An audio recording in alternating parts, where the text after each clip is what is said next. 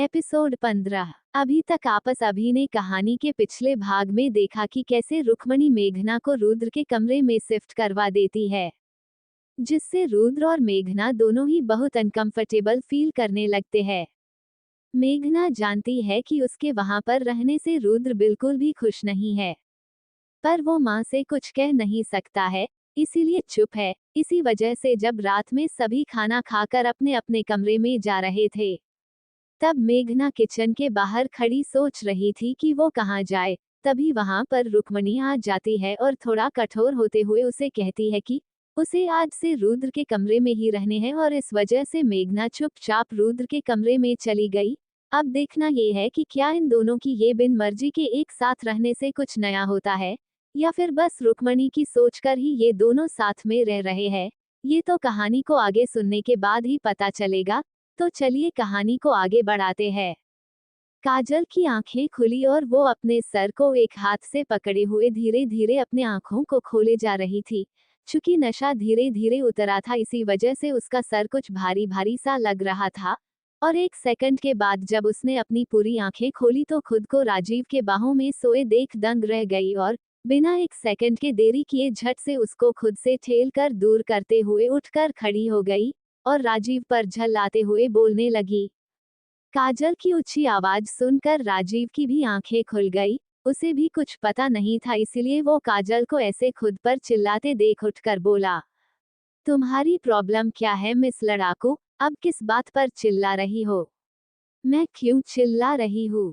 क्यों तुम्हें कल की बात याद नहीं है? तुम्हारी हिम्मत कैसे हुई मुझे? ये बोलते बोलते काजल रुक गई। क्या हुआ? क्या मेरी हिम्मत हो गई? और कल ऐसा क्या हो गया? मुझे कुछ याद क्यों नहीं आ रहा है, और मेरा सर भी बहुत भारी भारी सा लग रहा है। ये सब तुमने जानबूझकर किए हैं ना मेरे साथ, ताकि मैं रुद्र से शादी ना कर पाऊँ? वाह, क्या खूब! ये तो मैं जानती ही थी कि तुम एक नंबर के कमीने इंसान हो, और तुम अपने मकसद के लिए इस हद कर गिर जाओगे कि मेरे साथ। छे, ये सब तो मैंने कभी सोचा भी नहीं था। तुम इतने गिर भी सकते हो। काजल की इतनी गंदी तरीके से बात करते देख राजीव को भी बहुत गुस्सा आ गया। एक तो उसे कल रात वाली बात कुछ सही से याद भी नहीं आ रही थी, ऊपर से काजल उसे ये सब बात कह रही थी, जिसका उसे कुछ अंदाजा भी नहीं था कि उसने किए क्या है। इसीलिए वो गुस्सा करते हुए काजल के दोनों बाहों को अपने हाथों से कसकर पकड़ उसे अपने तरफ खींचता हुआ उसके आंखों में आंखें डाल गुस्से से बोला, मैं इतनी देर से तुम्हें कुछ कह नहीं रहा हूँ तो इसका मतलब ये नहीं है कि तुम कुछ भी बोल सकती हो। मुझे कल क्या हुआ है इसका कोई अंदाजा नहीं है, इसीलिए अगर तुम्हें इतना ही प्रॉब्लम है कल की बातों से तो सीधे सीधे मुझे वो बताओ, समझी? इस तरह बिहाव कर मुझे ये सब बोलने की कोई जरूरत नहीं है। मैं कोई ऐसा वैसा लड़का नहीं हूँ जिसे तुम इतना कुछ सुना रही हो, समझी? ये बोलकर राजीव उसे ठेलते हुए खुद से दूर कर दिया। राजीव के वैसे कसकर पकड़ने से काजल को काफी दर्द हो रहा था, पर वो कुछ भी नहीं बोली। पर उसके आंखों में आंसू साफ दिखाई दे रहे थे। अब ये रात वाली बात के लिए थी या दर्द के लिए, ये तो उसने राजीव को ना ही बताया और ना ही कुछ बोला। उसको बस घूर कर देख दौड़ते हुए वहां से निकलने के लिए दरवाजा खटखटाने लगी। दरवाजा खटखटाने की आवाज सुनकर मैनेजर वहां पर आया और स्टाफ को बोलकर दरवाजा खुलवाया। जैसे ही उसने दरवाजा खोली काजल अपने आंखों से आंसू पोंछते हुए दौड़कर वहां से चली गई। उसके जाते ही राजीव भी निकला और अपना सारा गुस्सा मैनेजर पर उतराते हुए बोला, मैंने तुमसे क्या कहा था कि काजल के ड्रिंक में नशा वाली दवा मिलनी है, पर तुमने मेरे भी ड्रिंक में नशा वाली दवा मिला दी। सॉरी सर, प्लीज हमें माफ कर दीजिए, वो गलती से हमारे एक स्टाफ से ये हो गया, उसे पता नहीं चला, प्लीज सर। अब हटो मेरे रास्ते से, तुम्हारी एक गलती की वजह से मेरा सारा का सारा प्लान धरा का धरा रह गया, ऊपर से एक नई परेशानी सो अगल माथे पर आ गई। ये बोलते हुए राजीव वहां से निकल गया और जाकर अपनी बाइक पर बैठते हुए मन ही मन सोचता है, आखिर कल ऐसा क्या हो गया जिसकी वजह से मिस लड़ाकू मुझ पर इतना भड़क रही थी। वैसे तो वो मुझसे दूर ही रहती है, पर आज वो इतना गुस्सा थी। कहीं मैंने नशे में उसके साथ कुछ उल्टा सीधा? नहीं नहीं, मैं ऐसा कैसे कर सकता हूँ? इस बारे में मैं सोच भी नहीं सकता। पर कल मैं नशे में था, अब मैं कैसे पता करूं कि कल मैंने किए क्या है? ये बोलकर राजीव भारी मन से गाड़ी स्टार्ट कर निकल गया। इधर काजल को बार बार वही सीन याद आ रही थी, जब राजीव उसे किस कर रहा था। ये बात उसे अंदर से झंझोर रही थी कि वो ऐसा कैसे कर सकती है।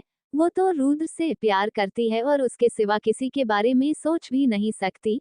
तो फिर ये कैसे हो सकता है? इसीलिए वो आज रुद्र से मिलने भी ना जाकर सीधे अपने घर पहुंच और अपने कमरे में जाकर दरवाजा बंद कर लिया और बेड के सहारे लगकर धीरे धीरे रोए जा रही थी कि कल जो भी हुआ है वो बिल्कुल सही नहीं था। वो रुद्र से कैसे ये बता पाएगी? कुछ देर के बाद राजीव रुद्र के घर आते हुए अपने कमरे के तरफ जाने लगा और दिमाग में वही काजल की बात सोचे जा रहा था। इसीलिए जब उसे रुक्मणी ने दूर से आवाज दिया तो उसने बिना उनके तरफ देखे या उनको कोई जवाब दिए सीधे अपने कमरे के तरफ चला गया। उसको ऐसे बेसुध जाते देख रुक्मणी को थोड़ा संदेह हुआ और वो भी राजीव के कमरे के तरफ चली गई। राजीव बेटा, आप क्या सोच रहे हैं? हमने आपको बाहर भी आवाज दी पर आपने कोई जवाब ही नहीं दिया और सीधे अपने कमरे में चले आए। क्या बात है? कुछ हुआ है क्या? कल भी आप घर नहीं आए थे, कहाँ थे कल? राजीव अपने बेड पर बैठा ही था कि रुक्मणी की आवाज सुन झट से खड़ा हो गया और हड़बड़ाते हुए बोल पड़ा, जैसे कि उसकी कोई चोरी पकड़ी गई हो और वो बात को छिपाने की कोशिश कर रहा है। नहीं नहीं आंटी, ऐसी कोई बात नहीं है।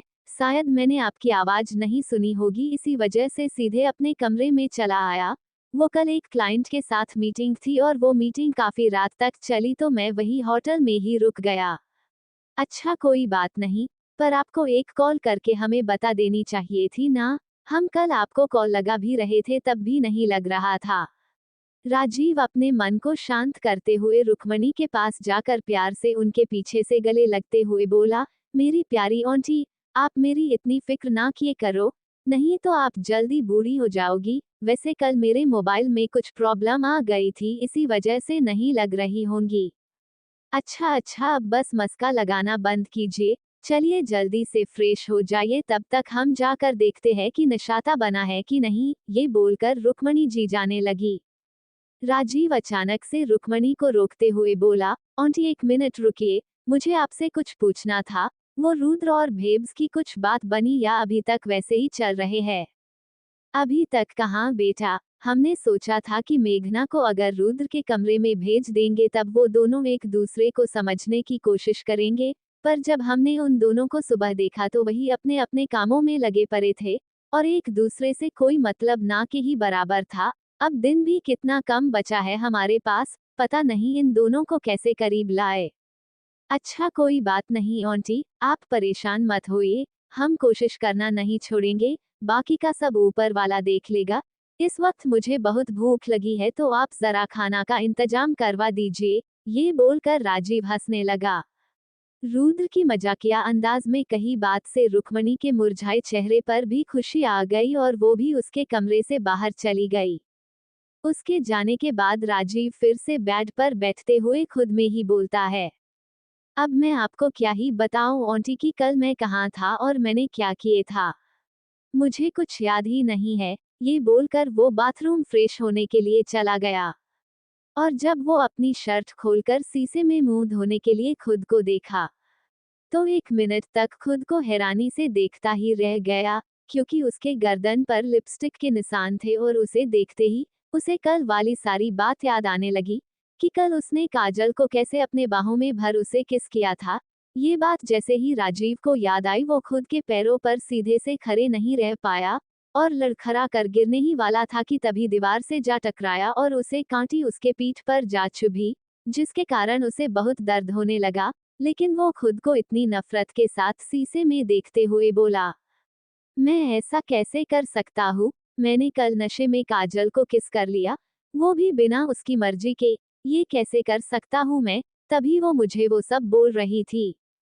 अब अगर ये बात रुद्र को या आंटी को पता चलेगी तो वो लोग क्या सोचेंगे मेरे बारे में? मैं तो ना ही उन सब से और ना ही मिस लड़ाकू से नजर मिला पाऊंगा।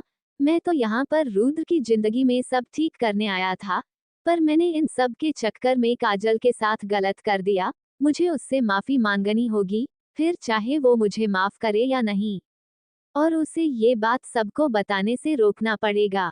नहीं तो रुद्र अंदर से टूट जाएगा, क्योंकि अभी भी वो कहीं ना कहीं काजल से शादी करने की सोच रहा है। और ऐसे में अगर उसे हमारे किस के बारे में पता लगेगा तो वो बहुत गुस्सा जाएगा। ये बात मुझे अंदर ही अंदर कितना गिल्टी फील करा रहा है। अब जल्दी से मुझे काजल से मिलना पड़ेगा। ये बोलकर राजीव जल्दी से बाथरूम से शर्ट पहनकर निकल गया और तेजी से घर के बाहर जाने लगा। यहाँ तक कि जब उसे रुद्र ने देखा तो पीछे से आवाज लगाई जिस पर और राजीव जाते हुए ही बोला कि अभी वो एक बहुत जरूरी काम से बाहर जा रहा है, आकर वो उससे मिलता है। जिसे सुनकर रुद्र को भी थोड़ा अजीब लगा, पर वो उस बात को वही इग्नोर कर अपने काम में लग गया। इधर काजल अपने कमरे से अभी तक नहीं निकली थी, लेकिन इस बार काजल की माँ उसे बाहर निकलने के लिए फोर्स नहीं कर रही थी, क्योंकि उन्हें लगा कि शायद रुद्र के कारण मेघना से झगड़ा करी होगी, इसीलिए कमरा बंद कर बैठी है। इसीलिए वो काजल के लिए नाश्ता बना रख दी और कुछ काम से बाहर चली गई। काजल के पापा भी ऑफिस जा चुके थे। जब राजीव काजल के घर के बाहर आया तो वो धीरे धीरे अंदर जाते हुए काजल को आवाज दे रहा था, लेकिन उसके घर में किसी ने कोई जवाब नहीं दिया। और ये देखकर राजीव को थोड़ा अजीब लगा कि घर में कोई है कैसे नहीं। धीरे धीरे आगे बढ़ते हुए राजीव काजल के कमरे के बाहर जा पहुंचा और वहां पर आवाज देते हुए आगे बढ़ने लगा। लेकिन जैसे ही काजल ने राजीव की आवाज सुनी झट से खड़ी हो गई और हैरानी के साथ खुद में ही बोली, ये तो राजीव की आवाज है ना, पर वो यहाँ पर कैसे? ये बोलकर काजल झट से दरवाजा खोल दी और बाहर निकल जैसे ही अपने बाएं ओर मुड़ी। राजीव आगे बढ़े जा रहा था। ये देखकर काजल जल्दी से उसके तरफ जाते हुए उसे आवाज दी, तुम यहाँ पर तुम्हारी आने की हिम्मत कैसे हुई? क्या हुआ? अब क्या करने आए हो यहाँ पर? काजल की आवाज सुनते ही राजीव वहीं पर रुक जाता है और पलटकर काजल के तरफ देखते हुए कहता है, काजल वो मैं तुम्हें ही ढूंढ रहा था। मुझे तुमसे कुछ बात करनी थी, लेकिन मुझे तुमसे बात करने में कोई इंटरेस्ट नहीं है राजीव, तो प्लीज अब मुझ पर एहसान करके तुम यहाँ से चले जाओ। पहले ही तुमने बहुत कुछ कर दिए हो, अब और नहीं। काजल ये सब गुस्से से बोल दरवाजा के तरफ उसे हाथ दिखाते हुए जाने को बोली। मैं जानता हूँ कि मैंने जो कल किया वो बहुत बड़ी गलती है और मैं उसे चाहकर भी सुधार नहीं सकता हूँ, पर काजल मैं सच बोल रहा हूँ, मैंने ये सब जानबूझकर नहीं किया है। वो नशे में मुझे कुछ पता ही नहीं चला कि मैं क्या कर गया, इसीलिए मैं तुमसे माफी मांगने के सिवा और कुछ नहीं कर सकता हूँ। और प्लीज ये बात तुम भी यहीं पर भूल जाओ कि हमारे बीच ऐसा भी कुछ हुआ था, इसी में हम दोनों की भलाई है। तुम्हें ये सब बहुत आसान लगता है, हाँ लगेगा भी, क्यों नहीं? तुम तो यही चाहते थे ना कि किसी तरह से मैं रुद्र से दूर हो जाऊं, और इसीलिए तुमने ये सब जानबूझकर मेरे साथ किया, ताकि मैं गिल्टी की वजह से रुद्र से अपनी शादी वाली बात छोड़ दूं, है ना? ये क्या बोले जा रही हो तुम काजल? तुम्हें क्या मैं इतना चिप लगता हूँ जो ये सब करूँगा? मैं जो कुछ भी करता हूँ सामने से करता हूँ। और हाँ, मैं तुम्हें एक बात बता देता हूँ कि मैं रुद्र से तुमको दूर करने के लिए इतनी गिरी हरकत कभी भी नहीं कर सकता हूँ। अब चाहो तुम मानो या ना मानो, पर सच यही है। देखो राजीव, इस वक्त मुझे किसी से भी बात नहीं करनी है, तो प्लीज अभी तुम यहाँ से चले जाओ, और हो सके तो अब आगे से मुझसे दूर ही रहो तुम। पहले ही तुम्हारी वजह से मुझे काफी तकलीफें हुई है। ये बोलकर काजल फिर से अपने कमरे में चली गई। राजीव भी कुछ देर वहां खड़े रहने के बाद उदास मन से रुद्र के घर चला आया, और जब वो घर पहुंचा तो हॉल में रुक्मणी रुद्र पर जोर से चिल्लाती हुई उसे डांट रही थी।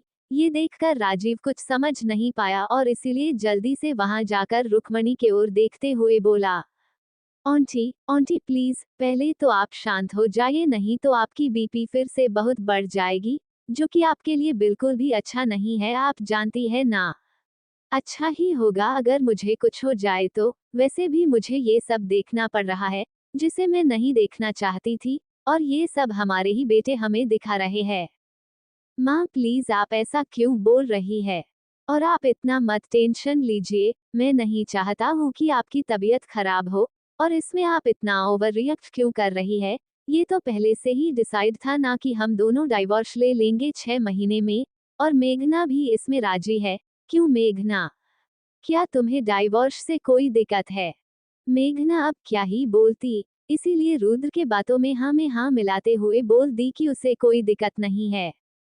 आप जानते हैं रुद्र, जब हमने मेघना को आपके जिंदगी में देखा ना तो उस वक्त हमें भी लगा कि ये लड़की आपके लिए सही नहीं है और आप दोनों का अलग हो जाना ही सही रहेगा। पर फिर जब हमने इनके साथ कुछ वक्त बिताया तो हम समझे कि ये एक बहुत ही अच्छी और आपके लिए परफेक्ट लड़की है। पर हमें अफसोस तो इस बात की है कि आपने इनके साथ इतना दिन बिताया, पर अभी तक आपके अंदर इनके लिए कोई फीलिंग, कोई भावना नहीं जगी। तो ठीक है फिर, अगर आपने फैसला कर ही लिया है तो हम भी अब आपको जबरदस्ती इस रिश्ते में नहीं बांधेंगे। अच्छा ही हुआ जो आपने हमारी सोच को गलत साबित कर दिया। ये आप क्या बोले जा रही है आंटी? आप रुद्र की बात को कैसे मान सकती है, जबकि आप जानती है कि ये गलत हो रहा है?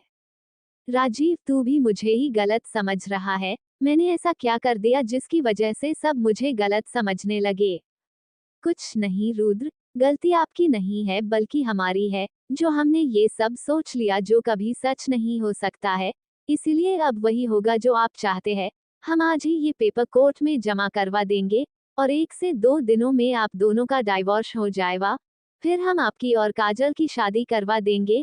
वैसे भी आप काजल को ही अपनी पत्नी बनाना चाहते थे ना, तो आज आपकी ये इच्छा भी पूरी हुई समझ लीजिए। ये बोलकर रुक्मणी जी गुस्से में वहां से चली गई और उसके साथ राजीव भी चला गया। लेकिन मेघना और रुद्र वहीं पर खड़े एक दूसरे को बस देखे जा रहे थे। कुछ देर बाद रुद्र मेघना से बोला, मेघना, क्या मैं तुम्हारे साथ अन्याय कर रहा हूँ? क्या मैं सच में गलत हूँ मेघना? आज माँ ने मुझे ऐसा क्यों बोला? मैंने तो कभी भी तुम्हें एक दोस्त के सिवा और कुछ भी नहीं समझा। तो फिर माँ को हमारे रिश्ते में ऐसा क्या दिखा जो वो नहीं चाहती कि हमारा रिश्ता टूटे? मेघना रुद्र को इतना टूटे देख बहुत दुखी हो गई और रुद्र के पास जाते हुए धीरे से बोली, आपने कुछ भी गलत नहीं किया है रुद्र जी। और सच मानिए, मैं आपसे बिल्कुल भी गुस्सा नहीं हूँ, क्योंकि आपने शुरू से ही सभी को हमारे रिश्ते की सच्चाई बता दी थी। और माँ जी की आप फिक्र नहीं कीजिए, शायद मैं इतने दिनों से यहाँ पर हूँ ना तो उन्हें लगने लगा कि यही सच्चाई है। पर जब काजल आ जाएगी ना इस घर में तब वो धीरे धीरे सब भूल आपको खुशी खुशी आशीर्वाद देंगी। क्या सच में माँ मुझसे नाराज नहीं है मेघना? बिल्कुल भी नहीं। और मैंने आपसे प्रॉमिस किया था ना कि आपकी शादी में मैं जरूर रहूंगी। तो फिर ये फाइनल रहा कि अब मैं यहाँ से तभी जाऊंगी जब आपकी और काजल की शादी हो जाएगी। और मैं काजल से भी एक बार बात कर लूंगी। जो भी गलतफहमियां हमारे बीच में है वो भी मिट जाएगी। रुद्र को इतना सब कुछ समझाकर मेघना वहां से उठकर चली गई और गेस्ट रूम में जाकर दरवाजा बंद कर आंखों से आंसू बहाने लगी और खुद को शीशे में देखकर बोली, मैं तो शुरू से ही जानती थी ना कि एक दिन ये होने वाला था। तो फिर मुझे आज इतना दुख क्यों हो रहा है और मेरे दिल में इतना दर्द क्यों हो रहा है? बोलने को तो मैंने रुद्र जी को ये बोल दिया कि मैं उनके शादी के बाद यहाँ पर से जाऊंगी, पर मैं उनकी शादी होते हुए कैसे देख पाऊंगी? कहीं मैं उनसे प्यार तो नहीं कर बैठी? कहीं माँ की बात सच तो नहीं है कि मेरे दिल में रुद्र जी के लिए प्यार है?